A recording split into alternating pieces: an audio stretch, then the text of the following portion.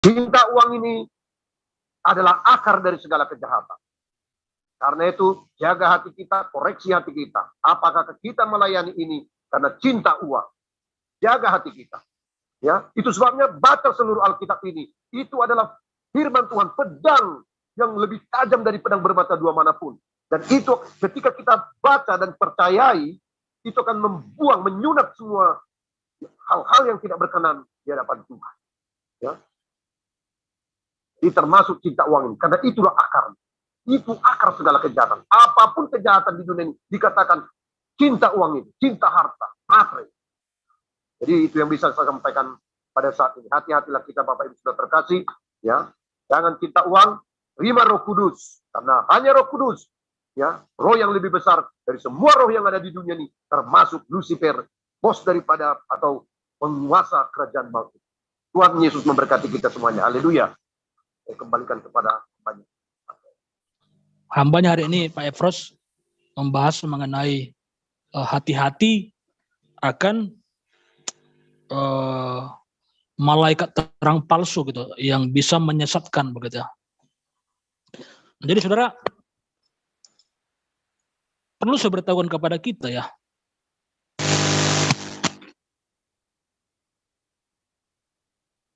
bahwa ya Lucifer, mengapa dia disebut Lucifer? Artinya adalah cahaya yang terang benderang gitu, berkilau gemilau gitu. Makanya dia bisa menyamar gitu.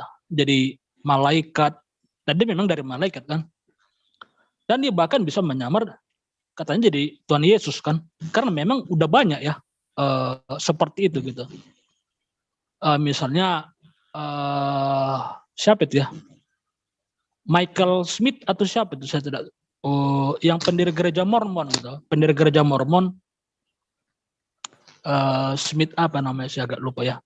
Jadi Yesus datang kepada dia dengan dua orang gitu. Yesusnya ada dua gitu. Dua pribadi. Nah jadi saudara, yang seperti ini, itu yang saya katakan tadi. Makanya kita harus berhati-hati begitu. Dan juga saya beritahukan misalnya, saya contohkan misalnya mengapin si Buaya ya. Oh ya, Joseph Smith, betul-betul. Pak itu betul-betul.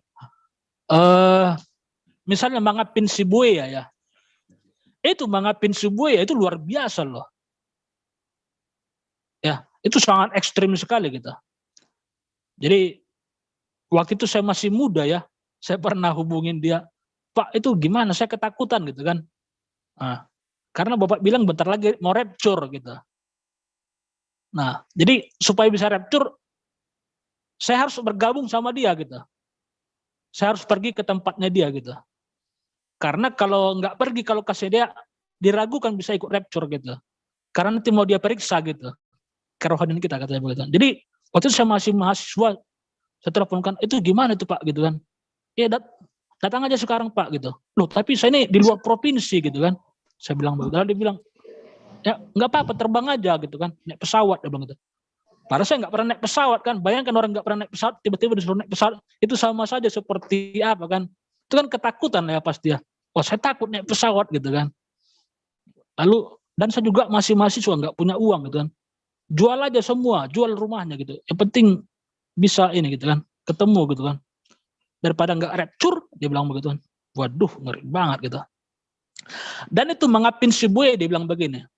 Tanggal 2000 sekian, itu akan terjadi rapture. Nah, kalau tidak terjadi rapture, kalau nubuatan saya ini tidak terjadi, silakan lempar saya pakai batu. Dia bilang begitu loh. Dia memberikan garansi gitu. Jadi sangat meyakinkan sekali. Kita bandingkan dengan nabi-nabi zaman sekarang gitu.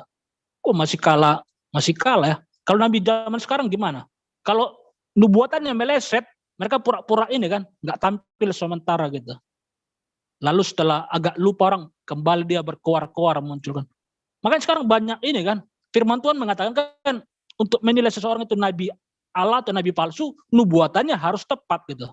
Kalau nubuatannya tidak benar, tidak terjadi, maka jangan kamu takut kepada dia. Di kitab Zakaria, kalau saya tidak salah ya. Berarti dia nabi palsu. Dan di zaman perjanjian lama, nabi palsu itu harus dilempari sampai mati gitu. Karena dia membawa nama Tuhan gitu. Nah, jadi Mangapin Seboya, dia tahu prinsip itu. Dia tahu prinsip itu. Kalau nubuatan seorang nabi tidak terjadi, maka dia harus dilempar pakai batu sampai mati, dirajam gitu. Mangapin Seboya tahu prinsip itu. Dia bilang, kalau nubuatan saya tidak terjadi, rapture tidak terjadi tanggal sekian, maka silakan saya lempar dengan batu sampai saya mati. Dia bilang begitu. Saudara, kalau ada sekarang ini nabi yang berkata begitu, kira-kira bagaimana?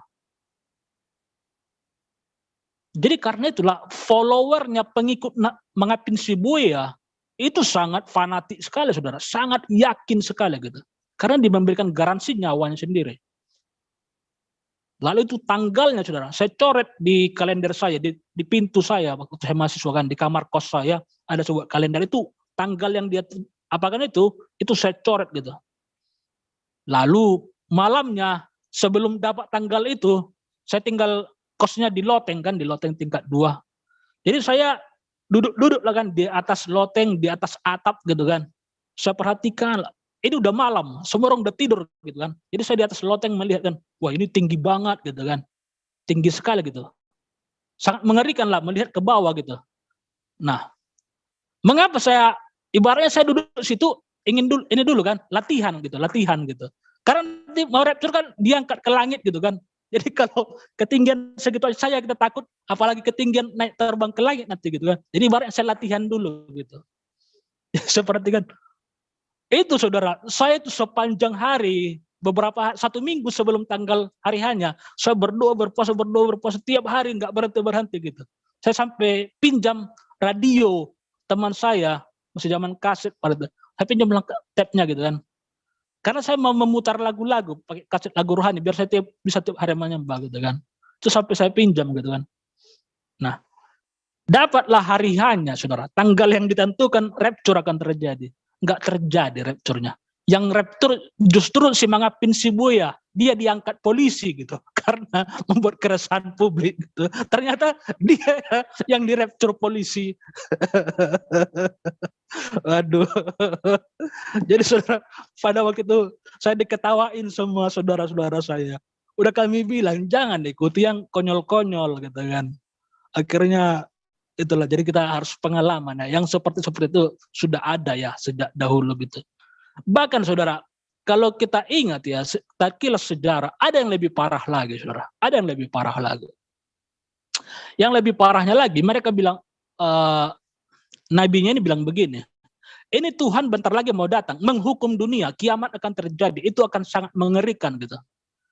Nah jadi, supaya kita tidak terkena murka Tuhan, maka sekarang cepat minum racun gitu. Mereka minum racun saudara. Itu pakai toa dia buat gitu. Ayo minum. Jadi mereka disuruh mengungsi ke satu hutan, lokasi, camp kan. Ada ribuan followernya di sana. Ada tuanya di tengah-tengah supaya semua. Lalu diantarkanlah racun ini. Jadi mereka semua udah jual hartanya. Diserahkan kepada nabinya ini gitu. Nah, lalu kemudian diantarkanlah racun ini. Tua, muda, laki-laki, perempuan, anak kecil semua dikasih minum, disediakanlah racun ini untuk diminum gitu. Lalu nabinya ini mengatakan begini, pakai mic ya, ada tuh, ayo cepat minum, cepat minum, cepat minum. Bayangkan saudara, disuruh cepat minum, akhirnya semua minum, mati semua. Dan yang mati itu jemaatnya semua, dia nggak minum racun saudara. Nabinya nggak minum racun, dia cuma ditangkap polisi gitu. Nah jadi saudara, kita harus jangan sampai kita kehilangan rasionalitas kita gitu. Jangan saudara. Saudara perlu saya beritahukan kepada kita ya, bagaimana agar kita tidak gampang disesatkan ya. Jadi penyesatan itu bisa oleh manusia, bisa oleh roh gitu, bisa oleh roh gitu. Makanya bukan hanya pendeta yang harus kita awasi, bahkan roh atau malaikat sekalipun itu harus kita awasi. Jadi jangan ketika malaikat datang, oh saya malaikat, Tuhan berkata begini, belum tentu saudara. Firman Tuhan bilang, Paulus mengatakan, jikalau ada malaikat yang mengajarkan yang berbeda dari yang kami ajarkan, terkutuklah malaikat itu. Paulus mengatakan begitu. Artinya apa? Artinya roh pun harus diawasi, begitu. Nah, bagaimana caranya agar kita tidak gampang tersesat? Kita harus banyak membaca firman Tuhan. Kita harus banyak membaca firman Tuhan. Sebab semakin banyak kita membaca firman Tuhan, maka benteng kita tadi akan semakin tebal. Akan semakin tebal. Jadi ketika penyesatan itu terjadi, kita nggak gampang terkena gitu. Kita nggak gampang goyah. Karena sudah ada benteng tadi gitu. Benteng firman Tuhan tadi. Nah, masalahnya banyak orang, mereka nggak pernah baca firman Tuhan. Tiba-tiba adalah seorang nabi kan, dikatakan begini. Lalu mereka ikutin. Nah, setelah mereka terdoktrinasi, lalu mereka membaca ayat-ayat yang diberikan nabi-nabi. Oh iya betul ya. Oh iya betul begitu. Oh iya betul. Jadi mereka mulai membaca Alkitab setelah terpengaruh. Ini berbahaya, saudara. Berbahaya. Jadi mereka tidak dibentengi oleh firman Tuhan, tetapi mereka mencari seperti saksi Yehova ya. Saudara perhatikan orang saksi Yehova itu rata-rata ya, orang saksi Yehova, para penganut Yahwisme itu rata-rata adalah orang-orang polos, saudara, orang-orang polos, orang-orang bodoh gitu. Tapi setelah mereka sampai di gereja itu, apa yang terjadi pada mereka? Mereka diajari berdebat. Ditunjukkan ayat-ayat semua gitu. Jadi ketika mereka pergi kemanapun, mereka bisa mendebat siapapun dengan kepercayaan mereka gitu. Begitu, saudara. Mereka mulai membaca Alkitab setelah mereka didoktrinasi. Jadi firman Tuhan tidak membentengi mereka. Gitu. Nah, jadi saudara kita harus banyak membaca firman Tuhan gitu. Jadi firman Tuhan itulah yang akan membentengi kita dari segala hal-hal yang sesat, yang konyol, yang gila gitu. Saudara, saya ya sejak kecil ya, saya bersaksi sedikit ya, mungkin saudara mungkin udah sering dengar ya. Saya sejak kecil, saya udah penginjil saudara. Penginjil cilik lah saya katakan begitu. Sejak kelas 3 SD ya. Saya udah menginjili teman-teman saya gitu. Karena memang bapak saya dari gereja karismatik ya, dan karismatiknya bukan karismatik biasa-biasa saudara, seperti GBI sekarang gitu. Karismatiknya benar-benar Pentakosta api gitu, benar-benar Pentakosta garis keras, yang api yang berjalan di atas api, kekudusan gitu. Kalau gereja karismatik seperti GBI, GPD itu bagi kami dulu itu orang-orang berdosa semuanya tuh, hidup dalam dunia gitu kan, bersahabat dengan dunia. Itu bagi kami dulu gitu. Jadi benar-benar keras, benar-benar api gitu. Itulah saya sejak kecil gitu, saudara. Jadi saya udah hidup di dalam api. Saya udah banyak menerima itulah gitu. Udah banyak melihat lah. Udah banyak melihat yang seperti bagi saya udah biasa lah. Pewahyun, penyembuhan segala macam saya udah melihat itu sejak kecil lah begitu. Nah, semakin saya bertambah dewasa, saudara,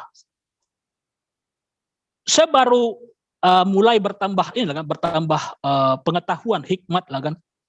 Saya mulai menyadari bahwa ternyata tidak semua kesembuhan yang dilakukan para pendeta-pendeta itu dari Tuhan, tidak semua. Dan ternyata juga tidak semua nubuatan yang diberitahukan oleh para nabi-nabi di zaman gereja ini tidak semua dari Tuhan gitu. Jadi saya mulai mendapatkan discerning spirit namanya, discerning spirit atau karunia membedakan roh gitu. Karunia membedakan roh. Jadi ketika ada dua orang pendeta, dia menyembuhkan, keduanya pendeta menyembuhkan. Saya bisa membedakan mana yang dari Tuhan, mana yang dari Kundalini. Ketika mereka mencurahkan tangannya, orang bertumbangan, saya bisa membedakan mana yang dari Roh Kudus, mana dari strength fire namanya, strength fire, api asing gitu. Ketika dua orang hamba Tuhan bernubuat, saya bisa membedakan mana yang dari Tuhan, mana dari roh yang lain gitu. Jadi ternyata saudara, di dalam alam dimensi kita, itu roh-roh itu saudara, bebas datang ke sana kemari gitu. Makanya dia bisa menyerupai siapapun yang dia mau, yang Anda persepsikan gitu. Nah gitu. Jadi sama seperti dukun ya. Dukun itu kan dia udah menduga, oh si anu kayaknya pelakunya gitu kan. Lalu datanglah apa itu? Roh itu kepada dia. Tahu nggak siapa yang mencuri itu? Si anu katanya gitu kan. Oh iya pas, betul sesuai dengan dugaan saya. Kata dukun ini lah kan, dia bertakwa, oh si anu yang mencuri itu katanya gitu. Lalu setelah selidiki ternyata bukan dia. Gitu. Jadi saudara, roh yang seperti itu, makanya dikatakan pendusta gitu. Mereka itu pendusta. Waduh, your free meeting will end in 10 minutes. Waduh, bagaimana nih? Lagi asik malah di ini ya. Oke, jadi yang saya pesankan kepada kita adalah mari kita bentengi diri kita dengan kebenaran firman Tuhan ya. Jadi supaya apa? Supaya kita tidak gampang terpengaruh dengan aneka pengajaran, aneka mereka bilang, oh yang nggak boleh pakai Tuhan, nggak boleh pakai Yesus, nggak boleh pakai Allah, yang benar adalah Yahweh Elohim. Jadi seperti saudara, itu semua pengajaran-pengajaran konyol saudara. Ya Tuhan ini menciptakan alam semesta. Mereka bilang yang ciptaan Tuhan hanya orang Israel katanya begitu. Jadi yang seperti itu, kalau kita memiliki pengetahuan firman, itu semua gampang kita apa saudara, kita handle, kita tangani begitu. Oke, itu saja yang bisa sampaikan. Karena ini saya harus ini harus siap-siap gitu karena udah mau ini ended gitu. Nanti kalau misalnya ending kita kembali masuk ya. Baik, saya bagikan kesempatan kepada yang lain. Silakan Pak Matthew dulu.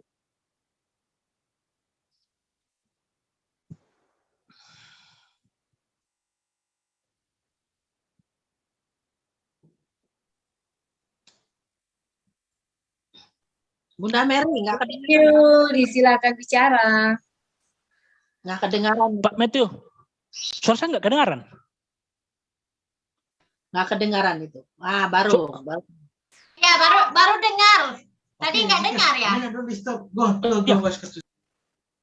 Berarti saya tadi ngomong panjang lebar nggak kedengaran ya? Kedengaran Pak.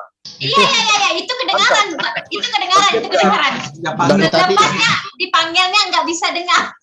Oh, tadi dengar silakan jelas. Matthew. Haleluya. Silakan Pak Matthew dan Mary Family. Ya, shalom semua. Just want to say sorry. Oke, Matthew ada satu kesaksiannya. So a few days ago, Beberapa hari yang lalu, I had a dream about idolatry. Matthew bermimpi tentang penyembahan berhala. I saw a lot of devil, Dia melihat banyak patung di atas meja. and then I heard a voice. Dia mendengar suara, Do not bow to the idols. jangan tunduk pada berhala. And then I woke up Dan kemudian dia bangun, and did not bow to the dia idols. tidak tunduk dengan berhala itu. Point kedua, but curiosity is there to know why I received that dream. Tetapi rasa Matthew ingin tahu mengapa dia menerima mimpi itu. I wonder what it's all about. Dia ingin tahu tentang apa ini semua. I found out that idolatry is worship of someone, Kemudiannya dia menemukan bahwa penyembahan berhala adalah penyembahan seseorang or something atau sesuatu other than God, selain Tuhan replacing God. sebagai penggantinya. Betul. Setuju. Point ketiga, Oke. Poin ketiga, anything we love more than God, Apapun yang kita cintai lebih dari Tuhan, it is already idolatry. itu sudah menjadi penyembahan berhala. Don't you know idolater will never inherit the kingdom of God. 1 Corinthians 6:9-11. Dalam 1 Korintus 6 ayat 9 sampai 11 mengatakan, tidakkah kamu tahu penyembah berhala tidak akan mendapat bahagian dalam kerajaan Tuhan? So the Bible, poin yang keempat, the Bible say 1 John 5:21, little children keep yourself from idols. Dalam Alkitab 1 Yohanes 5 ayat 21 mengatakan, anak-anakku, berwaspadalah terhadap segala berhala. So poin yang kelima, if we love or respect any person more than God, Jika kita mencintai atau menghormati seseorang lebih dari Tuhan, it's also called idolatry. itu juga disebut penyembahan berhala. Remember, our Betul. God is a jealous God. Exodus 20:5. Ingat dalam Keluaran 20 ayat 5 mengatakan, Tuhan kita adalah Tuhan yang cemburu. Okay, so the point yang keenam in 1 Timothy 4:1, the Apostle Paul prophesied. Rasul Paulus mengatakan dalam 1 Timotius 4 ayat 1, the latter times some should depart from the faith, di waktu-waktu kemudian ada orang yang akan murtad giving heed to the seducing spirit lalu mengikut roh-roh penyesatan and doctrine of evil, dan ajaran setan-setan. meaning some will turn away from true Christ. Artinya beberapa orang akan berpaling dari Kristus. Poin yang ketujuh, the truth is the spirit of Belial Kebenarannya adalah roh Belial working together with the spirit of Jezebel yang bekerjasama dengan roh Isabel to seduce the servant of the Lord untuk menyesatkan hamba-hamba Tuhan, into fornication and idolatry. untuk membuat zina dan penyembahan berhala. Keep in mind, Perlu diingati, Jezebel can manifest through false teaching Isabel dapat bermanifestasi melalui ajaran sesat and also seducing spirit. dan juga penyesatan. Point number 8, the main purpose is to withdraw people from the truth Tujuan utamanya adalah untuk menarik orang daripada kebenaran and cause them to go to error, dan menyebabkan mereka tersesat, causing bondage, menyebabkan perbudakan, curses, kutukan, and bringing upon them the judgment of God. dan membawa kepada kehakiman Tuhan. Revelation 2 verses 22 to 23. Wahyu 2 ayat 22 hingga 23. Poin yang ke-9, Jezebel walk both with manipulation and intimidation. Isabel bekerja dengan manipulasi dan intimidasi. Jezebel threat prophet Elijah with death. Isabel mengancam Nabi Elia dengan kematian. She had through oppose a prophet of God. Dia membenci rasul dan nabi Tuhan yang sejati. Poin nombor yang ke-10, we need to have a clear conscience of mind, Kita perlu memiliki hati suci yang bersih pemikiran. dan pemikiran yang tulus. According to Titus 1:15, the mind conscience can be defiled. Dalam Titus 1 ayat 15 mengatakan orang yang suci semuanya akan suci. Tapi yang bernajis dan tak beriman semuanya termasuk akal dan suara hati mereka pun najis. Poin yang ke-11, when the mind conscious unclean, men and women are open to all kind of unclean spirit. Ketika akal dan suara hati najis, laki-laki dan perempuan akannya terbuka untuk semua jenis roh najis dan kutukan And the person are capable to do all kind of unclean act. dan mampu melakukan berbagai jenis tindakan najis. Poin yang ke-12, they can't understand in their mind that their action are wrong. Mereka tidak dapat memahami dalam akal mereka bahwa tindakan mereka itu salah. It is very important always to be sober. Sangat penting untuk selalu sedar, Be watchful and pray at all times. berwaspada dan berdoa dalam setiap saat. Poin ke-13, check thought, our mind, action with the word of God. Selalu periksa akal, pikiran, tindakan dengan firman Tuhan. Prayer for self-deliver regularly. Doa untuk pembebasan diri secara teratur. Fasting for spiritual strength. Puasa untuk kekuatan spiritual. Test the spirit in Jesus' name. Uji roh dalam nama Yesus. Get confirmation with 2 or 3% that the method can be established. Dapatkan konfirmasi dengan 2 atau 3 orang supaya masalahnya dapat diatasi. Point yang ke-14, avoid self-righteousness. Jangan mengikut-ngikut kehendak diri sendiri. Always be humble. Selalu rendah hati. Okay, pray to overcome idolatry.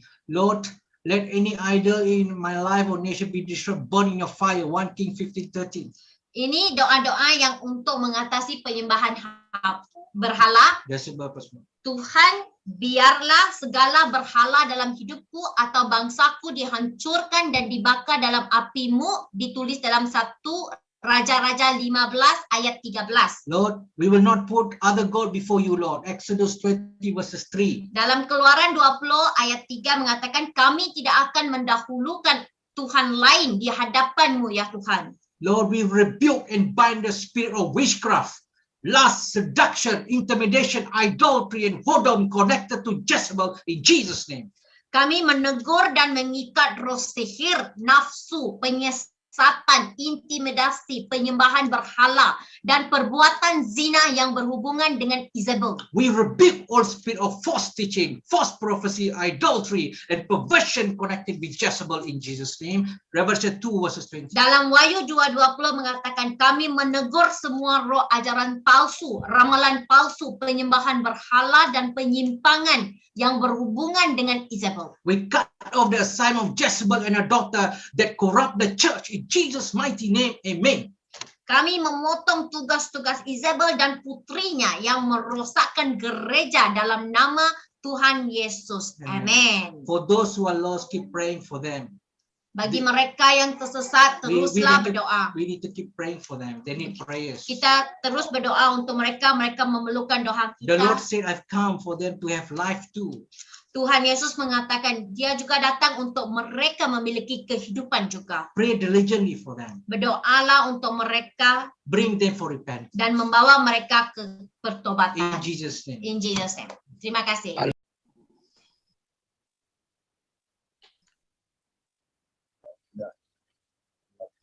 Haleluya.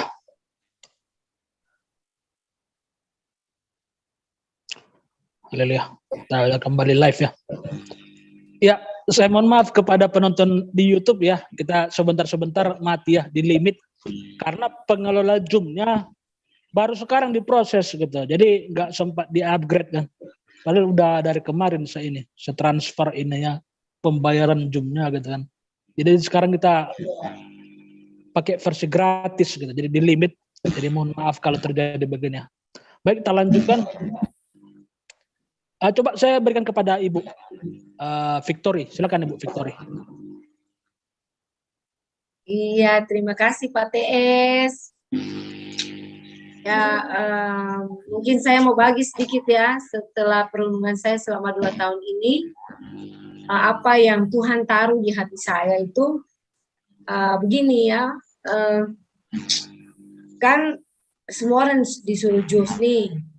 Nah, sementara banyak sekali hamba-hamba Tuhan, anak-anak Tuhan yang kita lihat sungguh-sungguh dengan Tuhan itu, kenapa mereka bisa begitu mudahnya mengatakan bahwa ini tidak apa-apa gitu ya.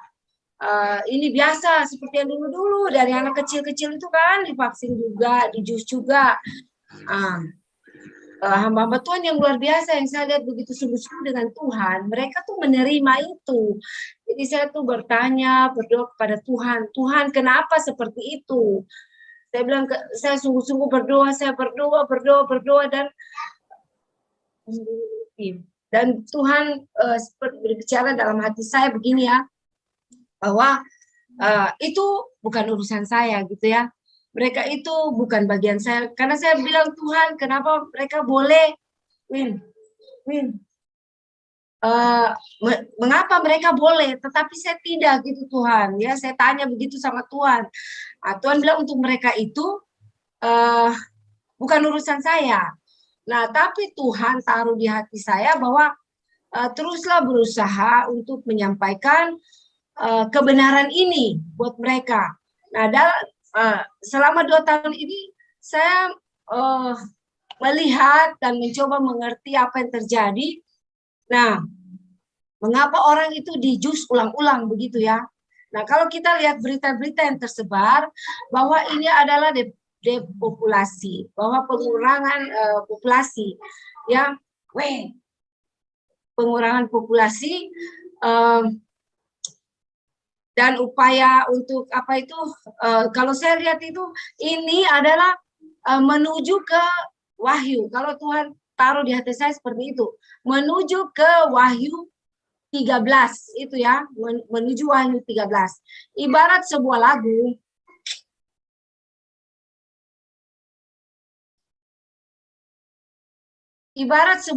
ini adalah intro ini yang Tuhan taruh di hati saya. Seperti intro dari sebuah lagu. Jadi ini permulaan. Ini belum apa-apa. Nanti ada puncak yang lebih dahsyat. Jadi orang di apa itu seperti sosialisasi, mulai terbiasa dengan tekanan, dengan tidak bisa ini dan itu, dan dalam perjalannya waktu begitu mudahnya orang meninggalkan Wahyu 13 ini dengan berbagai alasan. Ya, dengan berbagai alasan. Bayangkan mereka bilang, oh bukan itu, bukan di Wahyu 13. Ya, tapi saya bilang kalau memang di Wahyu 13 tidak ada bilang VC, ya. Tetapi apa yang terjadi sekarang ini, mengapa orang dilarang ini, dilarang itu? Seharusnya kita sudah harus peka. Nah, saya ini apa yang Tuhan taruh di hati saya, oleh sebab itu saya berusaha untuk menyadarkan mereka-mereka ini untuk kembali, ayo kembali. Ini sudah salah, ini jangan lagi. Saya tidak tahu karena hal pengampunan itu adalah hak mutlak daripada Tuhan. Tapi saya tetap berusaha. Nah, dalam berjalannya waktu ada beberapa orang yang saya berusaha untuk memberitakan firman Tuhan ini ya tentang Wahyu 13 ini. Dan puji Tuhan ada beberapa yang sungguh-sungguh bertobat. Dia sungguh-sungguh bertobat, dia menangis sungguh-sungguh dan dia berjanji bahwa dia tidak akan melakukannya lagi. Ada yang 1 kali, ada yang 2 kali. Nah, kasus seperti ini apakah kita mencas mereka bahwa mereka itu sudah tidak layak lagi? Kita tidak, kalau saya ya, jangan kita mencas itu karena pengampunan itu adalah hak Tuhan. Sebetulnya seruan pertobatan itu tetap kita lakukan. Tetapi memang dalam berjalannya waktu sulit. Maksudnya apalagi kalau mereka sudah yang ketiga, sangat berat gitu ya, berat untuk membuat mereka memahami ini. Saya juga tidak tahu kenapa, sampai pun dengan keluarga saya, kakak saya itu sering apa ya, saya terus berusaha untuk membuat mereka sadar gitu loh, ayo sudahlah, jangan lagi pergi lagi, bertobat. Karena ini masih akan berlanjut, terus jus dan kita tidak tahu sampai kapan. Buka mata apa yang terjadi. Jangan bilang bahwa ini adalah hal yang biasa-biasa. Ini sangat berbeda. Kalau dulu-dulu itu kita tidak dilarang ini, tidak dilarang itu, ya kan? Padahal di Wahyu sudah bilang dan ini sudah jalan, ya. Orang tidak bisa kerja, baik swasta, baik pemerintah.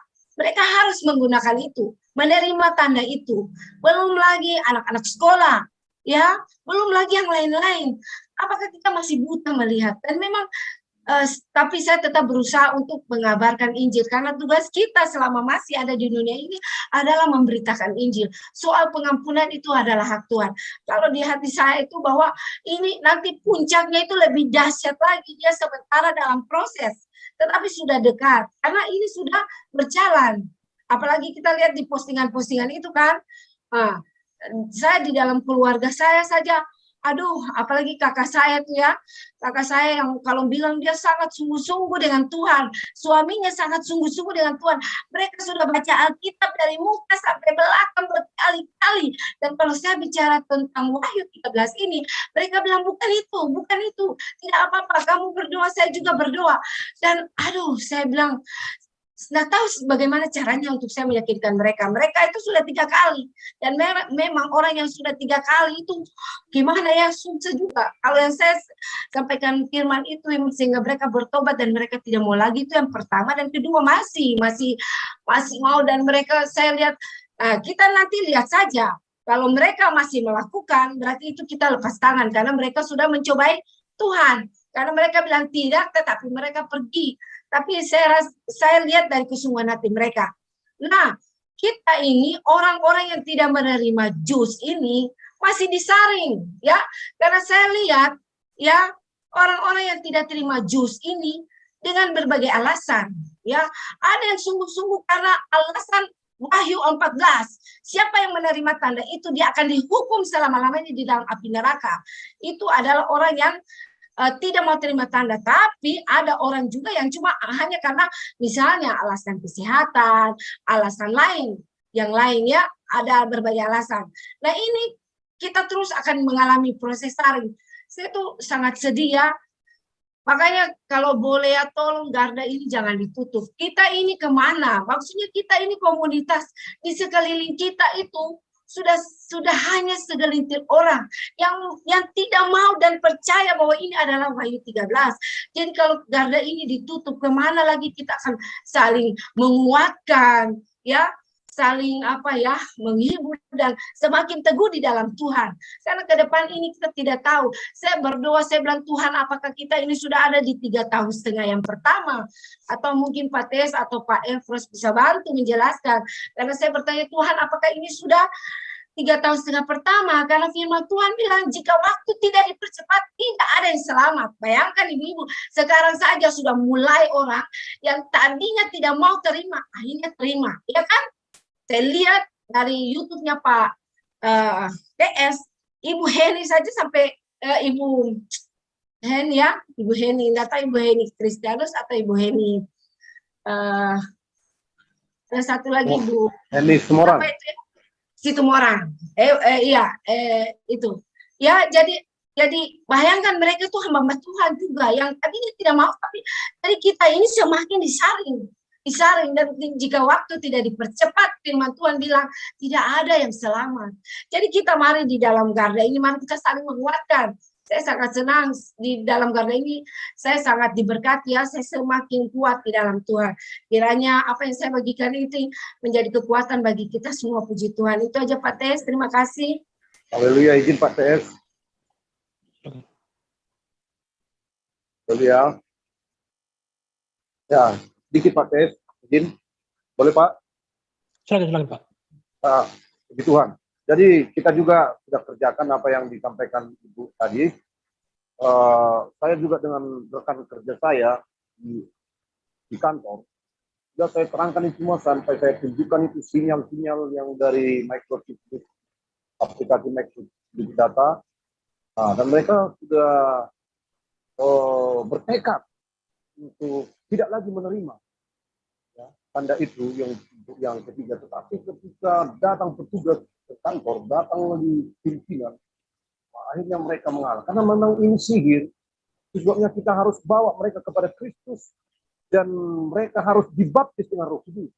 Karena Kristus sendiri pun hanya bisa mempersembahkan dirinya sebagai persembahan yang hidup oleh Roh Kudus, seperti tertulis dalam Ibrani 9 ayat 14. Betapa lebihnya darah Kristus yang oleh Roh yang kekal telah mempersembahkan dirinya sendiri kepada Allah sebagai persembahan yang tak bercacat, akan menyucikan hati nurani kita dari perbuatan-perbuatan yang sia-sia, supaya kita dapat beribadah kepada Allah yang hidup. Ya, dari saya sudah teguhkan mereka, tapi ketika datang itu ancaman itu, ya, mereka akhirnya terima. Itu kan kekuatan sihir. Jadi hanya Roh Kudus yang sanggup menolong kita. Itu sihir 3 serangkai itu bekerja. Bos-bosnya di atas dan juga turut semua yang sudah kena sihir ini, petugas-petugas ini. Itu juga dipakai. Jadi kita harus bawa mereka sampai kepada baptisan Roh Kudus dan belajar dipimpin Roh Kudus. Itu sebabnya saya terkaget juga ketika kawan mengajar saya ikut ke suatu pertemuan di ibu kota provinsi. Dan sebelumnya di hati saya mengingatkan kita perlu mendengarkan pengajaran-pengajaran mereka yang masih murni sebelum datang banyak pengajaran seperti ini. Ya, sama seperti pengajaran Bapak itu. Dan memang kesitulah kita ya, bisa mendengar suara Tuhan. Ya, hanya Yesus itu tidak berubah. Kita harus bisa mendengar suaranya. Jadi saya diteguhkan, saya sudah kumpulkan semua pengajaran-pengajaran untuk saya upload. Ya. Lalu ketika ikut di pertemuan di Medan itu Tuhan teguhkan lagi. Di sana dibagi, ya, kami akan bagikan kepada per kabupaten, putusan kabupaten, pengajaran daripada Angkong di saat itu. Saya juga mari kita belajar di pintu Roh Kudus dan ajari juga itu di pintu Roh Kudus. Nah, itu yang pertama. Yang kedua, saya punya rekan di sini. Tuhan pertemukan saya dengan seorang yang dulunya orang yang radikal, ya, dan dia memang ditangkap oleh Tuhan dengan suara akulah la ilaha illallah Yesus Kristus. Jadi saya ketemu dia dulunya di Padang. Nah, jadi saya tanya mengenai ini, karena dia selalu mendengar suara Tuhan. Bahkan kedatangan kami pun dia tanya siapa kami. Ya, dan itu tidak membuat telinga saya naik, karena saya sendiri tahu siapa yang saya sembah, dan Roh Kudus ada pada kita bersaksi bersama dengan Roh Kudus bahwa kita anak Allah Tuhan. Nah, jadi tidak hanya meneguhkan saja, tapi dari luar saja. Dia berkata, saya pun waktu yang pertama datang, saya tanya Tuhan, kalian anak yang hanya bersyukur saja. Jadi saya tanya dia, apakah mengenai apa yang terjadi saat ini yang viral ini, bagaimana Bapak? Dia katakan, ya, dan saya gabungkan lagi dengan kesaksian 5 dokter yang membantu kawannya, dokter yang dituduh mempergunakan surat surat Injil yang palsu. Jadi yang pertama dia katakan ini akan 8 kali. Yang pertama itu untuk membunuh imun alami yang dari Tuhan, supaya apa yang mereka masukkan. Yang kedua, tidak ditolak lagi, yaitu yang untuk menjebol pertahanan otak, supaya nanti bisa dikontrol. Nah, jadi, dan yang pertama kedua, yang kedua sudah kami aktifkan itu aplikasi micro data itu. Ya. Jadi yang penguat sinyalnya akan dilanjutkan sampai 6 kali. Jadi ada 8 kali itu dari awal. Nah, itu jawaban bagi pertanyaan Ibu tadi. Yang ketiga, ya, kalau saya dapatkan, kita ini sudah memasuki 3,5 tahun pertama, ya, masa kesukaran. Dari tahun 2020 itu waktu yang Tuhan izinkan bagi kegelapan, itu sudah dibuat oleh hamba batu. Jadi sudah memasuki. Jadi tahun 2023 mendatang, ini tahun berjaga-jaga. Itu yang bisa saya sampaikan. Tuhan Yesus memberkati kita. Baik. Saudara, saya gimana ya? Pak TS, saya tambah sedikit dulu, sedikit Pak TS. Ini udah. Saya cuma pusing aja, anakku mau pindah sekolah kan, saya bingung, udah tahu mau kasih sekolah atau gimana ini, kelas 5 SD. Itu aja Pak TS, makasih. Baik. Saudara, begini ya, sebenarnya saya paling nggak suka menegur ya, cuman kalau tidak saya tangkal, kita bisa kebablasan, saudara. Itu udah terjadi ya, itu udah terjadi gitu. Jadi saudara, saya harus gimana ya? Oke lah, saya beritahukan aja sekali ya. Sebenarnya udah saya buat apanya di Garda ya, doktrin dasar Garda ya. Apakah masih ada pengampunan bagi orang yang sudah menerima jus? Kita harus kembali kepada firman Tuhan begitu. Jadi kalau saya itu begitu ya, kalau saya orangnya firman Tuhan bilang A, saya bilang A. Kalau firman Tuhan bilang B, saya bilang B gitu. Lebih dari itu, dari si jahat gitu. Karena menambah-nambahi begitu kan. Nah, Wahyu 14 ayat 9 sampai 11, bagi barang siapa yang telah menerima tanda binatang itu, dia akan dicampakkan ke dalam api gitu. Api dan belerang gitu. Sekarang muncul pengajaran baru. Oh, kalau pertama masih belum apa-apa. Oh, kalau dua masih bisa. Yang ketiga baru, saudara, ini sudah di luar firman Tuhan. Sudah di luar gitu. Maaf ya, saya mohon maaf. Ini pasti tidak disukai, tidak populer ya, tidak disukai semua orang. Tapi firman Tuhan memang begitu keras dan harus disampaikan sesuai firman Tuhan. Karena kalau tidak, saudara, nanti kita jadi menambah-nambahin kita. Makanya saya selalu saya berpatokan pada firman Tuhan. Pengalaman banyak orang berdoa, oh saya merasakan hadirat Tuhan, dia sudah menerima gitu. Itu namanya pengalaman kan. Penglihatan, persepsi itu nggak bisa, saudara. Harus firman Tuhan dulu patokannya gitu. Firman Tuhan bilang apa gitu. Jadi jawabannya, apakah masih ada pengampunan bagi orang yang menerima tanda binatang? Jawabannya hanya ada dua. Tidak ada, atau tidak tahu gitu. Tidak ada atau tidak tahu. Jangan katakan masih ada gitu. Nanti kita dihukum Tuhan, saudara. Karena ini sudah menjadi apa ya? Itu nanti akan melemahkan orang-orang yang belum menerima ketika mereka tantangan itu datang. Ya, ketika polisi datang mengapa mereka mau ditembak, terima atau tidak gitu kan? Oh, kata Ibu Sianu masih ada katanya pengampunan kalau baru sekali gitu. Saudara, kapan firman Tuhan bilang begitu? Kapan? Jadi kita harus berhati-hati, saudara, ketika menyampaikan. Jadi kalau Anda meyakini bahwa masih ada pengampunan, tolong jangan sampaikan di publik gitu. Itu berbahaya, saudara. Itu bisa mempengaruhi gitu.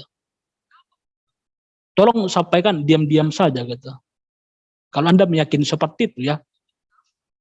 Tapi kalau saya, apa yang firman Tuhan bilang, itu yang saya sampaikan gitu. Jadi barang siapa yang telah menerima gitu. Nggak ada dikatakan barang siapa yang telah menerima bolak-balik, nggak ada katakan begitu ya. 2 kali 3 kali yang telah menerima gitu. Jadi kita tolong patokannya firman Tuhan, karena kalau ya katakan ya, tidak katakan tidak, lebih dari itu maka kita sudah menambahi kan. Makanya saya katakan patokan kita adalah firman Tuhan. Penglihatan, coba lihat para penyesat itu dari mana? Karena mereka nggak berpatokan pada firman Tuhan, berpatokan kepada penglihatan mereka, berpatokan kepada pemikiran mereka, berpatokan kepada pengalaman-pengalaman mereka. Itu nggak bisa. Kalau firman Tuhan bilang begini, ya harus begitu gitu. Itu kalau saya ya, itu kalau saya gitu. Tapi saya harap yang lain bisa mengikuti saya gitu. Tapi kalau Anda meyakini masih ada pengampunan, ya tolong janganlah disampaikan di sini. Ini berbahaya nanti, saudara. Nanti kita dimarahi Tuhan nanti gitu. Dimarahi Tuhan gitu. Karena kita harus menguatkan ya, menguatkan jiwa-jiwa yang menonton, yang masih murni gitu. Karena kalau kita sampaikan begitu masih ada pengampunan, kalau masih 1 kali gitu. Ini bagaimana nanti ketika mereka menghadapi itu ya, polisi datang dengan senjata gitu. Seperti yang saya hadapi ya, datang polisi gitu. Ya. Itu saudara, saya katakan memang udah lama ya. Tapi biarlah saya sampaikan lagi ya gitu. Ke kampung saya saudara, itu polisi datang berapa mobil itu. Itu bawa senjata saudara, bawa senjata gitu. Itu di kampung ini semua. Itu sejak lama, saudara. Sejak 1 tahun yang lalu, sudah saya beritahukan, jangan terima apapun resikonya. Sudah saya bilang begitu. Tapi begitu senjata datang, mereka pucat, mereka menyerah gitu. Mengapa? Karena ada dalam pikiran mereka, mudah-mudahan Tuhan mengampuni gitu. Jadi itu berbahaya, saudara. Itu bisa dipakai iblis, apa yang kata-kata yang Anda pakai gitu. Jadi tolong kita, kalaupun Anda merasa masih ada pengampunan, ya silakan di luar, tapi tolong kalau di depan saya jangan disampaikan gitu. Karena itu sudah sebuah di doktrin dasar Garda ya, doktrin dasar Garda ada, kalau Anda baca jelas di situ ya. Tolong jangan ada pengajaran yang menyimpang dari firman Tuhan begitu. Kalau Tuhan bilang A sajalah, kalau Tuhan bilang B sajalah, jangan menambah-nambahi gitu. Begitu ya, saya mohon maaf kalau agak keras ya, karena memang kalau saya tidak tangkal saudara. Saya sudah lihat efeknya, waduh. Beberapa hari yang lalu ya, silakan Anda tanya saudara Demor ya. Silakan saudara tanya saudara Demor ya. Saya tanya sama dia. Menurut kamu dari semua, maaf ya, saya bukan memuji diri ya. Menurut kamu dari semua pengajar hamba Tuhan, saya sebut aja namanya ya, misalnya Pastor Wayan,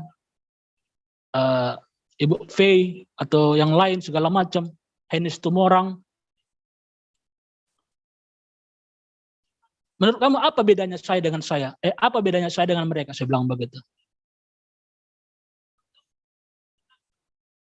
Sama-sama ini kan anti VC kan, tapi ada bedanya saudara. Apa perbedaan kami? Perbedaannya saudara, satu-satunya pengajar atau hamba Tuhan yang tegas pada kebenaran firman hanya saya saudara, nggak ada yang lain gitu. Henis Tumorang mengatakan masih ada, Pastor Wayan masih ada, Ibu Faye masih ada, yang lain masih ada. Mengapa mereka mengatakan begitu? Saya saudara, seandainya saya katakan masih ada, wah, seandainya saya katakan masih ada saudara, saya ini sukses saudara, saya kaya raya gitu. Kaya raya saya. Mengapa? Karena banyak yang datang pada saya, ketakutan memohon-mohon, tolong Pak TS doakan saya bertobat sungguh-sungguh, saya siap melakukan apapun, saya siap menjual harta saya, memberikan pada persembahan kepada, saya siap menjual rumah saya siap meninggalkan pekerjaan saya, yang penting Tuhan mengampuni saya. Kalau saya katakan masih ada saudara, saya kaya raya saudara.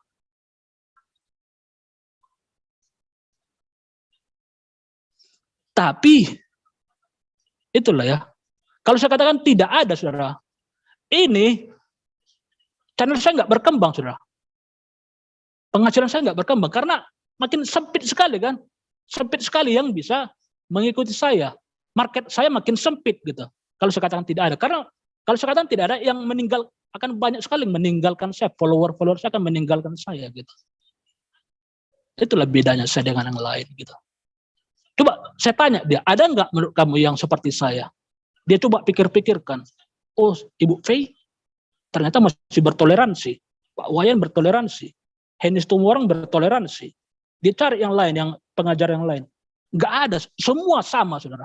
Hanya saya sendiri yang berbeda gitu. Sekarang bagaimana? Apakah Anda mau mengikuti saya berjalan di atas api? Atau Anda ingin yang lebih dingin begitu? Jadi semua berpulang kepada Anda, tapi kalau saya sendiri akan tetap berjalan di atas api kebenaran gitu. Sekalipun itu sangat panas, sangat sakit gitu. Tapi itu yang akan saya pilih gitu. Dan mudah-mudahan Anda bisa mengikuti saya ya seperti itu walaupun. Tapi jikalaupun Anda merasa masih ada, silakan, tapi tolong jangan sampaikan di depan saya. Itu saja saya mohonnya. Itu baik, silakan. Yang lain? Silakan Ibu Anugrah.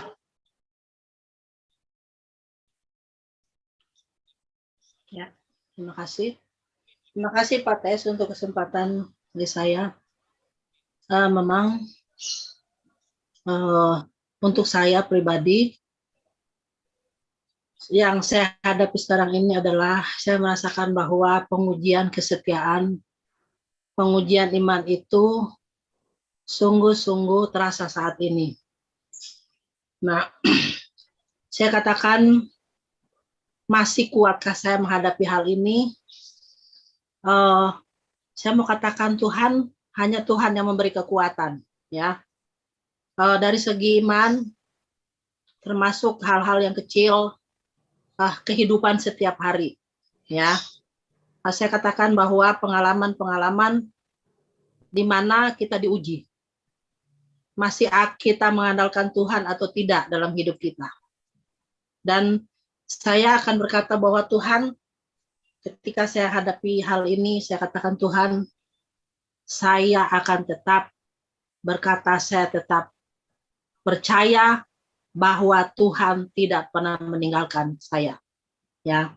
Nah, beberapa hari yang lalu saya dituntut, anak saya ini mengalami satu penyakit yang saya boleh katakan itu, saya jadi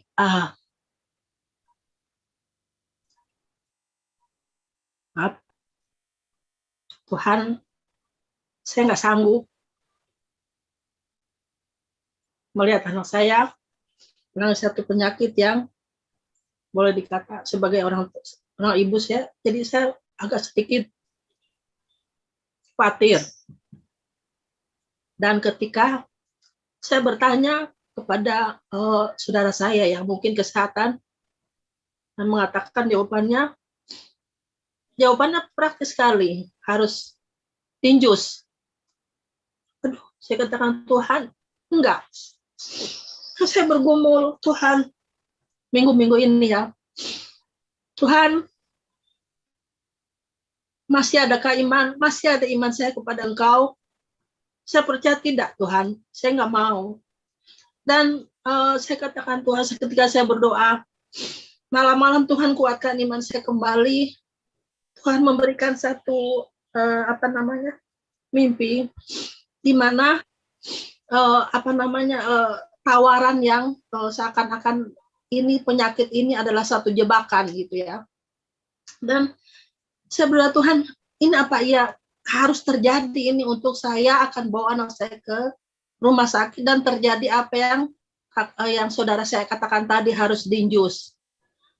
Dan kenyataan saya berdoa, Tuhan, harus bagaimana saya hadapi ini. Saya bergumul kepada Tuhan dan akhirnya puji Tuhan, dari pengalaman saya punya teman sahabat yang pernah mengalami penyakit ini dan dia memberikan solusi, dan saya tahu ini adalah jawaban dari Tuhan.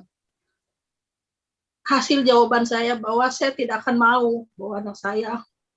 Dan kalaupun ini adalah jebakan iblis untuk membawa anak saya masuk ke jadi harus diinjus, saya bilang, Tuhan tolong saya, Tuhan kuatkan saya, teguhkan iman percaya saya. Dan akhirnya Bapak Ibu, mohon maaf ya, saya kalau menyaksikan kemurahan Tuhan itu tetesan air mata saya tidak berhenti. Bahwa ibaratnya perjalanan kita itu udah di pertengahan lebih ya, apakah kita harus kalah gitu ya. Enggak mau saya katakan Tuhan enggak. Saya katakan saya harus berjuang gitu ya. Dan akhirnya hari ini saya boleh sedikit agak lega, saya melihat anak saya sudah mulai sembuh ya, puji Tuhan ya. Tanpa harus saya bawa ke rumah sakit ya. Dan hal yang dikatakan oleh saudara saya katakan itu saya tengking dalam nama Yesus enggak. Saya bilang itu adalah hal yang bodoh, saya katakan gitu. Nah, Bapak Ibu, yang saya katakan ini hari ini saya bersyukur. Terima kasih buat firman Tuhan yang kita harus kuat berdiri atas kebenaran firman Tuhan. Kita tidak mudah terpengaruh oleh ajaran-ajaran yang menyimpang dari iman percaya kita kepada Tuhan. Dan sedikit saya katakan bahwa bersyukur ada di garda ini. Dan saya bersyukur melalui Pak TS ya. Tuhan pilih Pak TS ini untuk menjadi pimpinan kita. Sekali saya katakan, sekali garda tetap garda. Apapun yang terjadi, kita mau tetap kuat. Kita katakan ya. Pengujian iman sekarang kita alami ya. Kita rasakan bahwa semakin hari kita dihimpit, semakin hari kita semakin entah harus bagaimana gitu ya. Jadi biar kita melalui grup ini kita saling menguatkan. Terima kasih Tuhan melalui grup ini, melalui Pak TS, grup Garda. Biarlah tetap kita harus kuat Pak TS ya. Pak TS sebagai pimpinan mengembalakan sidang jemaat yang ada di Garda biar tetap kuat, itu aja ya Pak TS ya. Haleluya. Baik. Dan saya bersyukur, terima kasih. Baik. Pak TS, Haleluya. tolong gitu ya, terima kasih. Haleluya. Jadi saudara, saya bisa sebenarnya saya sedikit mengetahui ya, feeling saya bukan mengetahui, feeling saya merasakan bahwa Ibu Anugrah agak mendua hati karena banyak berdiskusi dengan Ibu Yohana gitu. Ketika kemarin Ibu Yohana mengatakan, oh kayaknya masih ada pengampunan gitu, karena ada ketika kami berdoa di gereja sama pendeta-pendeta begini-begini. Itu yang saya katakan tadi saudara. Pengajaran seperti itu bisa melemahkan begitu. Tapi kalau seperti yang saya katakan tegas, ya firman Tuhan bilang A, firman Tuhan bilang B, B. Kalau saya tegas, tidak ada seperti pengajaran-pengajaran yang lain. Itu saudara, jangankan sakit saudara. Kita orang tembak pun begini saudara, tembak di kepala kita nggak akan mundur saudara. Nggak akan mundur. Nggak akan mundur kita. Ditodongkan senjata ke kepala kita gini, kita nggak akan mundur. Tapi kalau kita dilemahkan dengan pengajaran-pengajaran, oh mudah-mudahan Tuhan mengampuni, oh mudah-mudahan kita saudara akan bertoleransi. Oh anak saya sakit bagaimana? Ibu saya sakit bagaimana? Ini harus ke rumah sakit. Dan kalau rumah sakit harus diendus. Kalau kita banyak berkompromi dengan pengajaran-pengajaran tadi, kita akan lemah saudara. Itu baru sakit saudara, baru sakit, belum senjata. Belum senjata. Jadi saya harus menguatkan ya semua yang masih pure blood ya, masih pure. Saya harus menguatkan gitu. Jadi tolong kita jangan memberikan pengajaran yang berbeda dari firman Tuhan. Makanya hanya ada dua jawaban saya. Tidak ada. Apakah masih ada pengampunan? Jawabannya tidak ada. Itu firman Tuhan jelas bilang tidak ada gitu. Atau yang kedua tidak tahu. Tidak tahu gitu. Jangan dikatakan masih ada. Oh kalau yang pertama nggak apa-apa. Kalau yang kedua baru apa? Nggak pernah firman Tuhan bilang begitu. Maaf, boleh saya bertanya ya? Mohon maaf, bolehkah saya bertanya? Iya. Nah, ini maksudnya Itu yang adakah pengampunan itu, mau di penjelasannya apakah itu masih ada pengampunan, kan mereka berkata masih ada, dan menurut ateis itu tidak ada pengampunan. Dan bukan saya, firman Tuhan ya. Firman Tuhan. Ya, betul. Firman Tuhan. Nah, yang maksudnya itu, yang dimaksud ketika masa aniaya itu yang masih ada pengampunan itu, mungkin apakah yang masuk di masa aniaya besar itu kali, yang masih mungkin kalau bertahan gitu ya? Atau bagaimana Pak TS? Mereka masih bertahan masa aniaya besar itu. Bagaimana Pak TS? Yang dimaksud oleh hamba-hamba Tuhan yang lain ini mungkin seperti itu atau bagaimana? Ya, kita kan sudah masuk masa aniaya kan. Kemana-mana kita dibatasi kan. Dikejar-kejar polisi. Itu maksud saya. Mohon penjelasan. Gimana? Oh gitu. Iya. Begini, kan kita kan sudah masuk masa aniaya ya. Bahkan boleh dikatakan kita udah hampir lepas dari masa aniaya. Karena kita sekarang udah nggak seperti kemarin lagi kan. Kita sekarang udah lebih bebas kan. Kemarin itu parah banget kan. Sampai dikejar-kejar polisi gitu. Coba lihat Pak Matthew and Mary Family. Bandingkan sekarang dengan kemarin. Wah, jauh banget bedanya. Kemarin mereka kasihan kita kan. Kemana-mana nggak bisa mereka dibatasi. Sekarang mereka udah lebih rileks kan. Artinya kita udah masa aniaya udah kita lewati. Walaupun kita masih ada di masa aniaya, tapi udah lebih rileks lah begitu. Nah gitu. Jadi yang saya maksud adalah bagi kita yang bagi kita yang masih pure blood, jangan mendua hati dan jangan dengarkan pengajaran-pengajaran yang bertoleransi gitu. Karena pengajaran-pengajaran yang lembek, saudara, sekarang lembek, itu berbahaya, saudara. Pengajaran-pengajaran hipergrace itu berbahaya, saudara. Kecuali Anda tidak peduli dengan keselamatan Anda ya. Begitu. Jadi kalaupun ada yang merasa masih ada, misalnya saya katakanlah para penganut Yahwisme, si PB dan si Katie gitu, Jen As gitu. Mereka itu semua, saudara, mereka semua para penganut Yahwisme sama, masih ada semua kata gitu, masih ada pengampunan kalau mereka mau masuk ke kelompok Yahwisme. Kalau mereka mau mengganti Yesus menjadi Yesua, masih ada pengampunan. Kalau mereka mengganti Tuhan dengan Yahweh, masih ada pengampunan. Ini gila, saudara, ini kacau gitu. Jadi kita jangan ikut-ikutan kacau gitu. Siapa yang diginting ketawa. Kita jangan ikut-ikutan kacau, saudara. Kita ikuti firman Tuhan aja lah gitu. Firman Tuhan bilang nggak ada aja gitu. Atau saudara, banyak keluarga saudara saya udah menerima, saudara, Bukan saya nggak kasihan pada mereka. Sedih kita, saudara kita, tapi saya nggak bisa menggeser kebenaran firman Tuhan. Jadi kalau firman Tuhan bilang A saja lah gitu. Tapi kalau Anda merasa mudah-mudahan masih ada, ya silakan, tapi jangan di depan kita, jangan di depan media gitu, karena itu bisa mempengaruhi ya. Itu bisa membuat orang lemah ya ketika tantangan itu datang, seperti Ibu Anugrah tadi kan, anaknya sakit. Jadi harus dibawa ke rumah sakit dengan syarat harus menerima tanda binatang gitu. Maka dia berpikir kan, ini bagaimana ya, saya bawa enggak gitu. Kalau saya, saudara, seperti itu, jangankan penyakit, mati aja, ditembak aja. Itu harus tegas. Gitu ya. Jangan kita memberikan pengajaran-pengajaran yang lembek ya. Itu bisa melemahkan gitu. Oke, itu silakan ada ini Maide Ginting. Silakan Maide Ginting. Saya singgung tadi konconya tadi. Oke, dengar suara saya? Dengar. Oke, sorry, suara besar. Saya sependapat dengan Pak TS tadi ini, karena memang begini kan, saya pernah mendengar seorang pendeta sekaligus insinyur dia.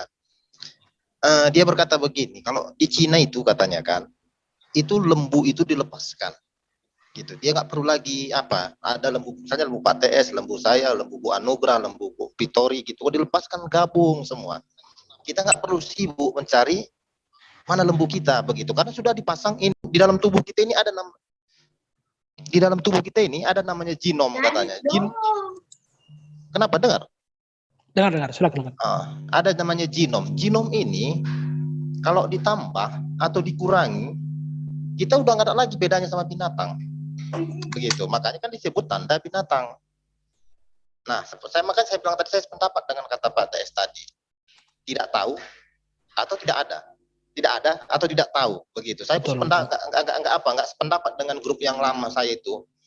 Asal kita mau menyebut nama Yahweh yang ini, dan mau ikut baptis pembaharuan dan minum perjamuan kudus 1 drum. Kalau tiap hari diminum 1 drum juga lama-lama kan. Nah, gitu kan bisa selamat begitu kan.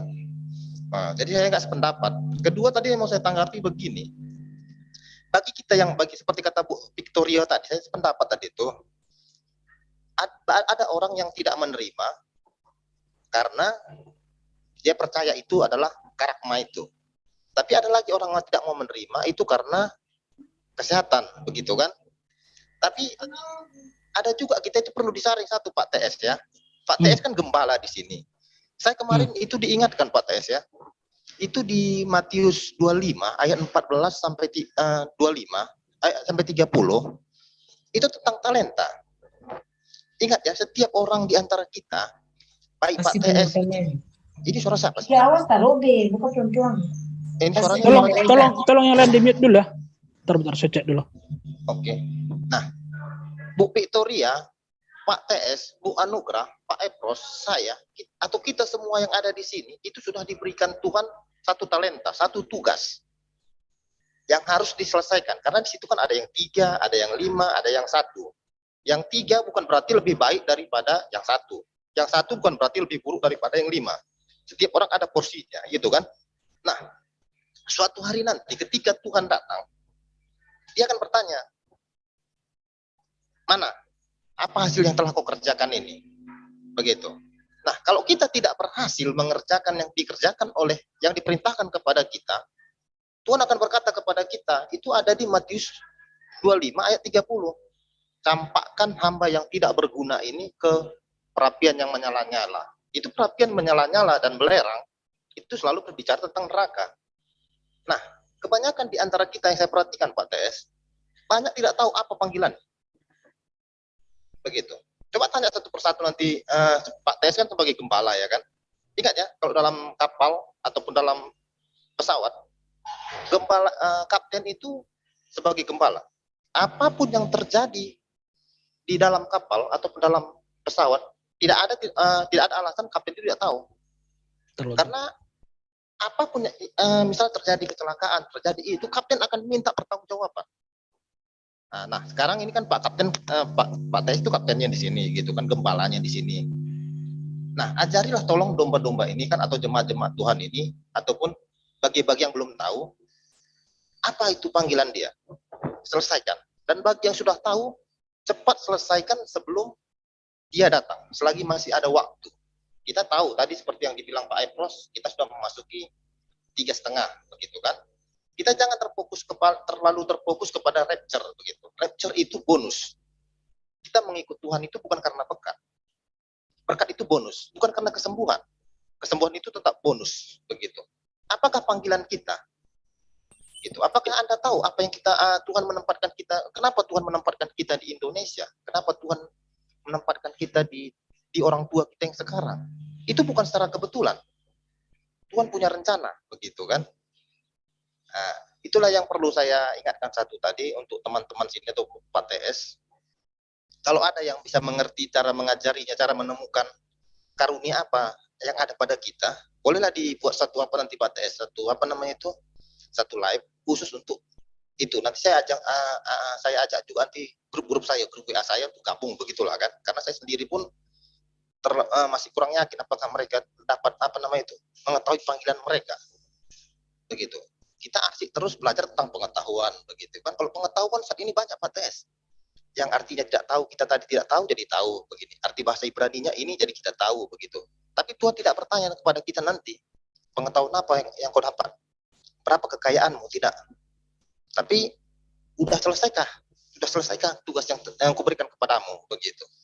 Gimana pertanggungjawaban kita nanti? Nah, kalau kita tidak berhasil melakukan pekerjaan yang ditugaskan Tuhan kepada kita, kita akan berakhir di Matius 25 ayat 30. Ingat ini, Matius 25 ayat 30. Nah, silahkan baca dulu nanti itu, renungkan, jangan sampai Tuhan berkata kepada kita, campakkan hamba yang tidak berguna ini. Begitu. Saya harapkan Tuhan berkata kepada kita, baik sekali perbuatan. Nah, ini bagianmu. Itulah yang saya harapkan. Dan satu lagi, pertahankanlah. Seperti Bu Anugrah tadi saya dapat sedikit begini kan. Bu Anugrah itu sedang diuji Tuhan begini. Persiapkan diri untuk menghadapi segala sesuatu, kehilangan segala sesuatu, begitu demi dia.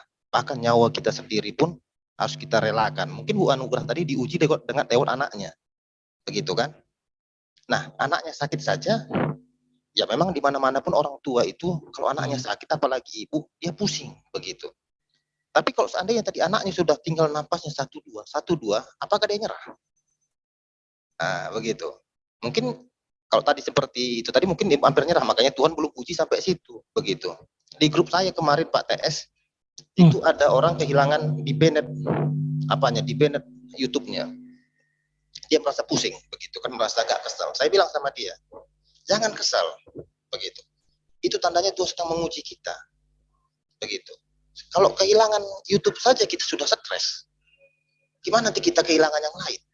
Karena akan ada saatnya nanti mau buka ini harus pakai tanda ini.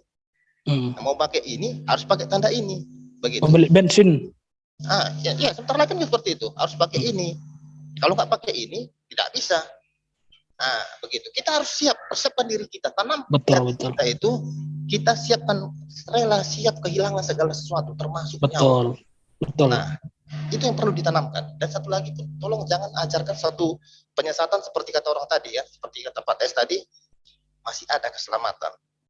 Firman Tuhan itu iya atau tidak, begitu. Betul. Karena penyesatan itu begini kan.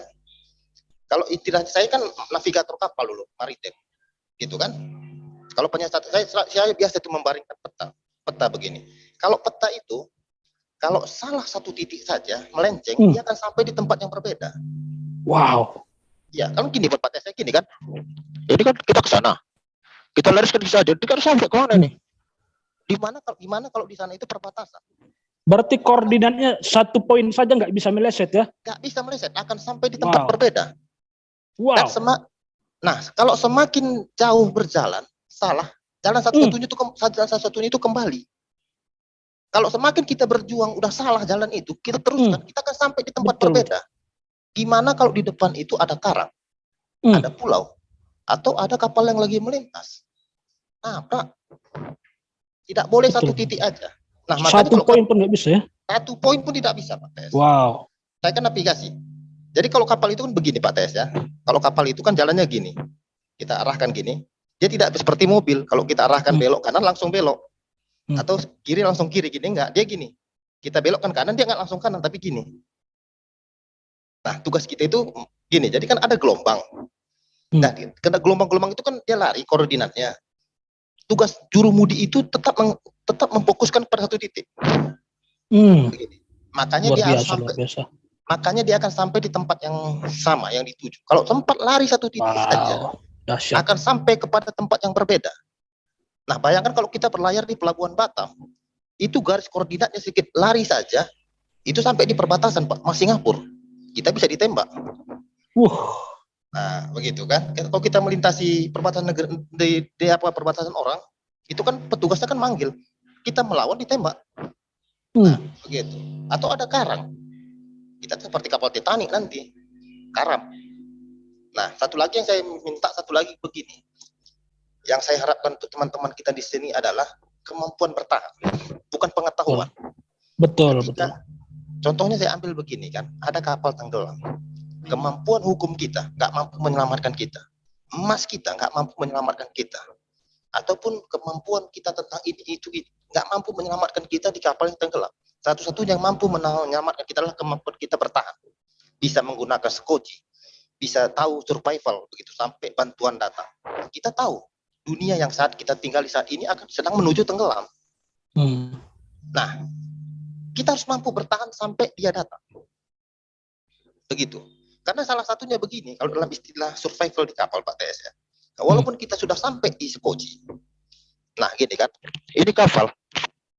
Nah, kita di sini, kita harus 2 kali panjang kapal larinya. Tapi jangan terlalu jauh. Kalau tidak, kita diisau. Walaupun kita udah ada di Sekoci.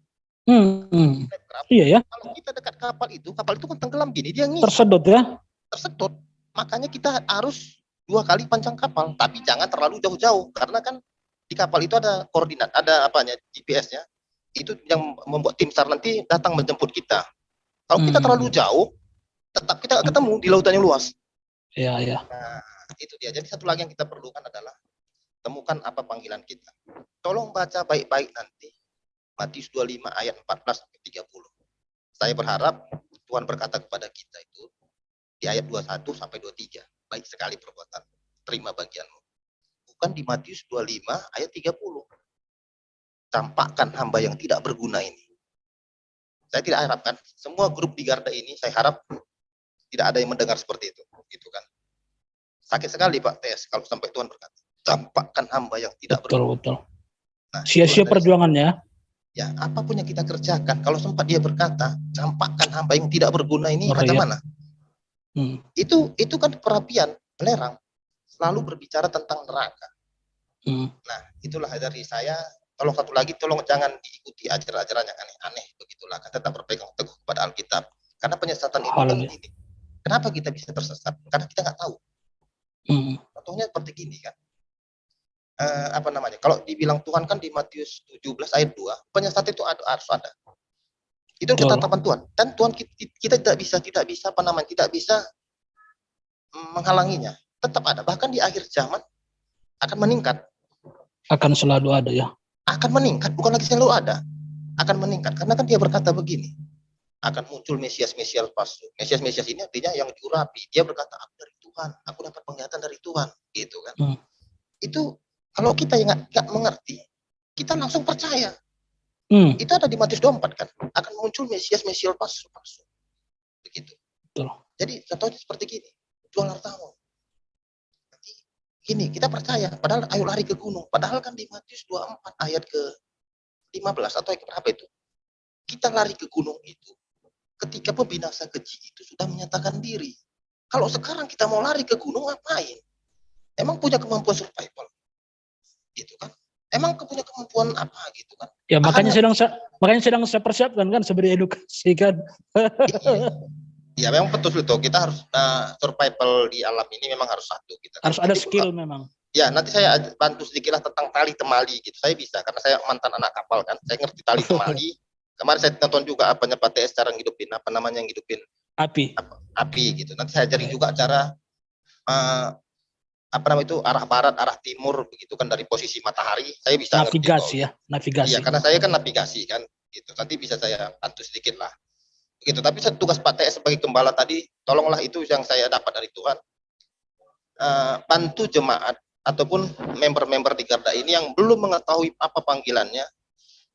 Temukan panggilan mereka dan cepat selesaikan. Dan bagi yang sudah mengetahui apa panggilannya, cepat selesaikan selagi waktu masih ada. Itu cuman yang jangan sampai Tuhan berkata kepada kita, ingatin ya, Matius 25 ayat 30. Ingat, Matius 25 ayat 30, coba renungkan nanti masing-masing. Jangan sampai Tuhan berkata kepada kita. Jangan nanti kita udah ngikuti Garda tiap minggu. Aktif di pemilih Garda begitu kan, ataupun tiap hari. Tapi Tuhan berkata kepada kita seperti Matius 25 ayat 30. Campakkan. Jangan sampai. Gitu. Nah, itu dari saya Pak TS ya. Mohon agak Haleluya.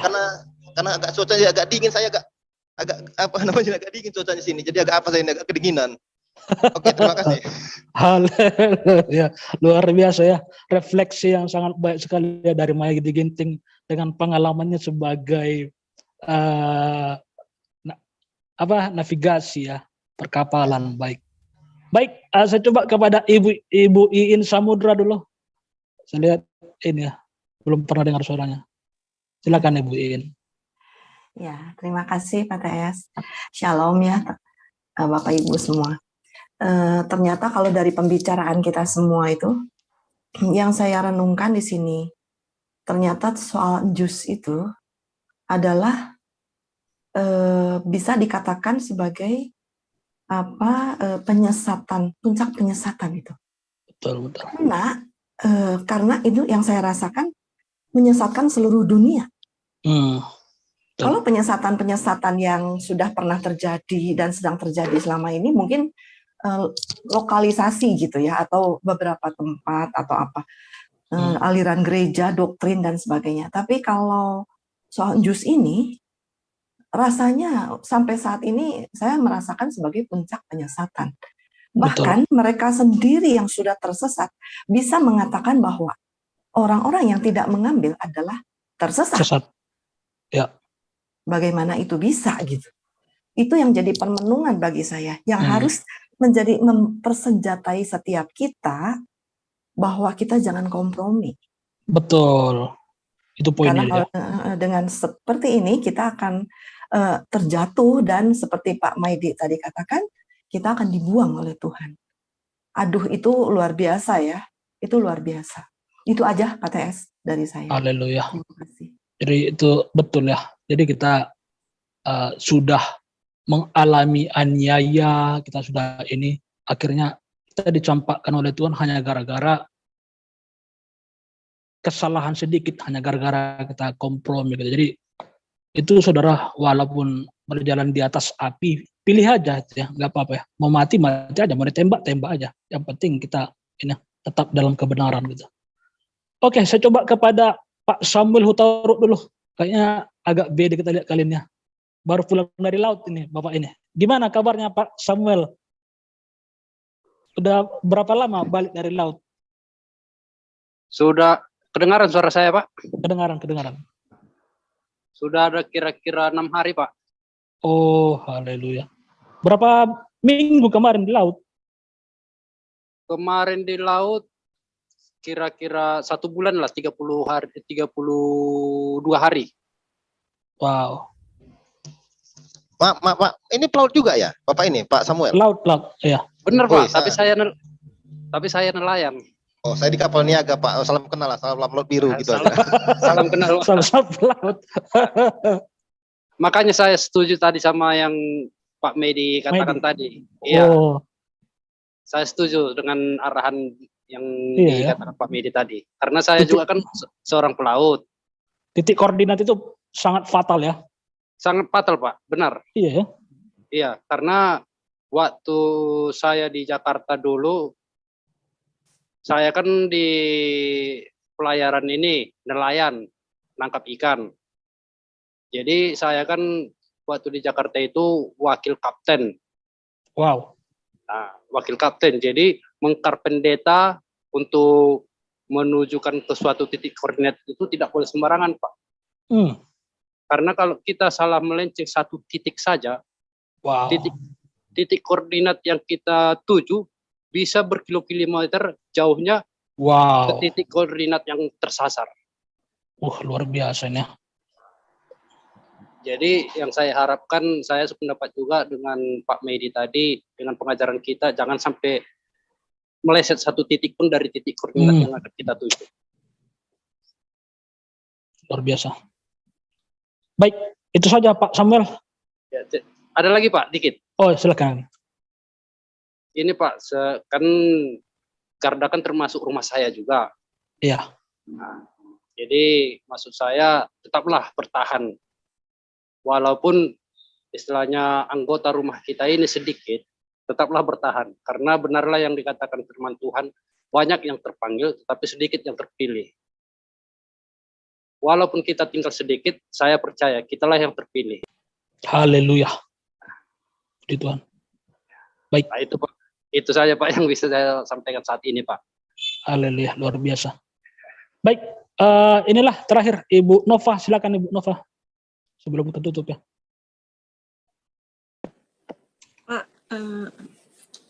Pak TS, itu yang tadi Ibu Victoria tadi Pak yang nanya tentang anaknya yang sekolah Pak, Bapak harus dijawab dulu deh. Iya, kenapa tadi anaknya? Kan dia mau sekolah tuh, terus gimana ini Pak TS? Dia kan nanya mau Pak TS belum dijawab, tolong dijawab Pak. Saya lain kali. Oh, kalau saya simpel aja, nggak usah sekolah. Sekolah buat apa gitu? itu mengantarkan nyawa aja gitu. Udah tahu kita di sana sarang maut, sarang malaikat setan di sana, malaikat maut ini menanti, ngapain kita antarkan ke sana? Simpel aja. Karena ke depan kan udah ijazah nggak butuh lagi kan. Mohon Karena maaf. udah, Boleh ya masukan. Bu Victory tinggalnya di mana ya? Sulawesi ya? Saya sekarang di Ambon. Kemarin kan anak saya sekolah di Makassar dan selama ini dia online. Nah, ada kan sudah pemberitahuan dari sekolah bahwa tahun ajaran baru ini mereka sudah harus tatap muka. Jadi saya bingung ini mau kasih masuk anak saya sekolah di mana. Apakah saya akan memberikan dia les-les saja atau apakah saya mau bawa di sekolah yang mana? Saya masih berdoa dan mungkin ada masukan dari teman-teman di Garda ini bisa memberikan masukan kepada saya. Itu aja sih sebenarnya, karena sampai sekarang tuh saya masih berdoa dan ya menunggu jawaban Tuhan lah, mungkin begitu. Terima kasih. Ini mohon maaf kalau mungkin Bu Victory dekat di sini mungkin saya bisa bantu. Karena di tempat kerja saya masih belum terlalu penekanan ya. Jadi kalau mungkin kalau dekat saya bisa bantu ya. Karena beberapa anak-anak yang memang ini minta tolong saya masukkan di tempat saya gitu. Mungkin kalau dekat, makanya saya tadi kan tanya, kalau cuma daerah di sekitar Jakarta mungkin bisa ketemu saya gitu. Ya, mohon maaf. Tapi kalau ya terserah nanti Bu Victoria apa mau sampai ke Jakarta atau gimana kan. Kita lihat dulu nanti ke depannya Bu. Soalnya peraturan ini berubah lagi tahun ajaran baru. Kita belum tahu persisnya seperti apa. Apakah yang dibilang Ya, itu yang anak-anak itu semua akan diterapkan betul-betul dipaksakan, kita belum tahu ya.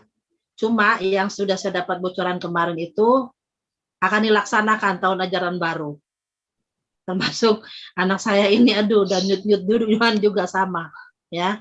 Tapi kalau seandainya belum ya mungkin kalau Bu Victoria ada di Jakarta saya bisa bantu Bu, saya bawa ke sini gitu ya. Oke, saya yang masuk, saya yang maju ke ini Dinas Pendidikan, oke? Itu aja Pak TS, terima kasih. baik. Saya nggak tahu ya apakah saya terlalu keras pada firman Tuhan. Kalau saya nggak tahu juga ya. Perasaan saya enggak sih. Nggak terlalu. Pastor TS minta sekejap ya. Sekejap. Matthew-nya ingin ngomong sedikit sama Pak. Sedikit saja. Silakan. Sebelum kami masuk sebelum kami masuk ke Garda, Garda Kristian ini, sebelum saya Jelas tak? Jelas tak? YouTube. Actually, Matthew ingin ngomong sebelumnya kami masuk di Garda ini, sebelum sebelum berjumpa semua di sini, saya sudah Pastor tahu TS. Pastor TS. Matthew memang sudah tengok muka Pastor TS di mimpi. Dalam mimpi itu, Pastor Pastor TS cakap, Pastor okey, TS tengah macam ni? menggembala, Tengah something. menggembala. Tengah mengarah, ini itu. Disebabkan itulah kami masih. Disebab itulah kami masih di sini. Oh, Simple. God. Dia memang udah mimpi Wow. Pastor TS sebelum kita bertemu di Garda ini. Iya. Sebab itu bila dijumpanya YouTube Pak Pastor TS ya, Ya, dia terus masuk. Terusnya tidak lewat masuk terus sampai sekarang kami di sini. Sampai di sini. Iya. Ini dia Haleluya. pernah ngomong sama saya sebelum masuk Tahun sini. lepas. Tahun lepas dia sudah bagi tahu saya pernah tengok muka Pastor TS di mimpi. Wow. Oh my God. Dalam tu Pastor TS memang menggembala ya, mengarah, buatnya begini, begitu. Ayo okey.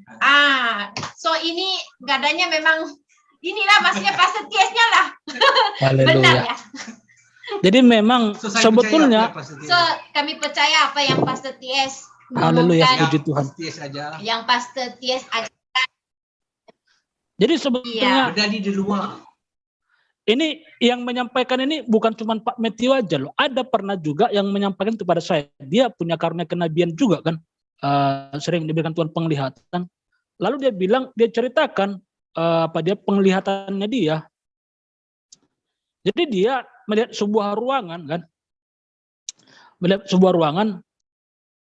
Lalu ketika dia masuk ke sana, dia lihat ada banyak sekali pendeta-pendeta terkenal kan, pendeta-pendeta terkenal, ada Philip Mantova, Gilbert Lumondong dan lain sebagainya begitu. Lalu semua pendeta-pendeta terkenal ini itu sedang diajar oleh seseorang gitu. Oleh seseorang di depan gitu. Dan seseorang yang mengajar ini mengajar mereka dengan keras gitu. Mengajar mereka dengan keras tentang kebenaran. Sayangnya orang ini tidak terkenal gitu. Nggak terkenal dia gitu. Nah jadi ketika orang ini berjumpa dengan orang itu, dia dipaksa gitu. Silakan naik gitu kan. Oh saya nggak layak di sini, dibilang begitu kan. Oh enggak, kamu harus maju, beritakan kebenaran gitu. Jadi orang ini sedang mengajarkan mengenai kebenaran begitu. Kebenaran, dia tulis besar-besar. Kebenaran yang dia ajarkan itu para pendeta-pendeta begitu. Lalu dia ceritakan itu kan. Loh, itu kok bisa sama persis dengan saya bilang kan. Nama saya truth speaker gitu. Suara kebenaran. Saya nggak bisa melenceng dari kebenaran, nggak kompromi saya bilang begitu. Dan saya menyuruh dia untuk bersaksi gitu. Itu persis seperti yang dia dapatkan. Itu ketika dia saksikan itu, saya juga heran kok bisa sama persis begitu gitu kan. Cuman memang dia nggak ceritakan, dia melihat wajah saya gitu. Dia nggak melihat wajah saya, cuma dia melihat seorang pengajar yang sedang menggembleng para pendeta-pendeta terkenal di Indonesia mengenai kebenaran. Dan sayangnya pengajar ini nggak terkenal, dia bilang. Tapi dia sangat keras mengenai kebenaran gitu. Sangat keras sekali gitu. Dia nggak bisa melenceng gitu. Jadi para pendeta-pendeta yang dia ajar ini begitu banyak berkompromi kan, bertoleransi gitu. Karena mereka punya pengetahuan, mereka punya pengalaman begitu kan. Jadi orang ini yang mengajarin sangat strike, sangat keras sekali gitu. Dia nggak bisa bergeser sedikit pun gitu. Dan saya merasa, itu kayaknya saya pikir begitu ya, diceritakan sama saya gitu. Dan memang saya menyuruh dia untuk bersaksi gitu. Cuman dia nggak melihat wajah saya seperti yang Pak Matthew ceritakan gitu. Jadi puji Tuhan, itu luar biasa ya. Saya bersyukur kepada Tuhan kalau memang ini ya, Tuhan sudah memilih ya untuk. Baik, puji Tuhan, kita akhiri ibadah kita. Mari kita berdoa saudara. Saya pimpin dalam doa.